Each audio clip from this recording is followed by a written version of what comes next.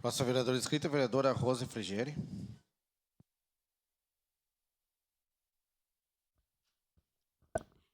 Eu também quero saudar os familiares, né, as filhas, em especial da Suzana. Também não vou me deter a falar tanto na questão profissional dela, porque acho que já foi colocado aqui, mas, além de tudo, era uma amiga de muito tempo, né? Também sou historiadora, fiz a minha faculdade de História aqui na UX há muito tempo, e a gente sempre fala, né, um povo sem memória é um povo sem história.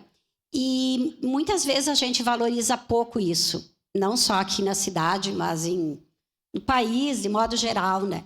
E a Suzana era uma pessoa que compreendia muito, que valorizava muito isso, através das diversas fontes históricas, mas principalmente pelas fotografias, né, que são fontes históricas valiosas, sempre disposta, sempre disponível, sempre apaixonada por aquilo, né?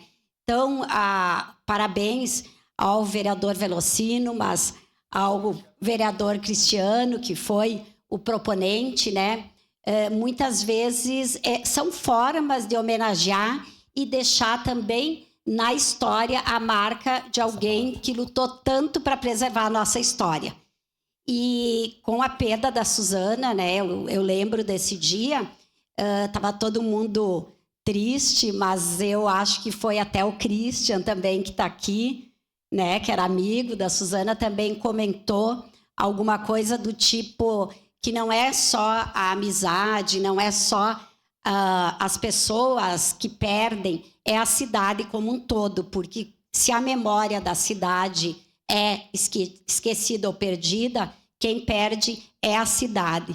Então, veio muito bom esse projeto, né? Veio em direção ao que a Suzana falava e sempre defendia, a preservação da memória da cidade e a preservação da sua memória.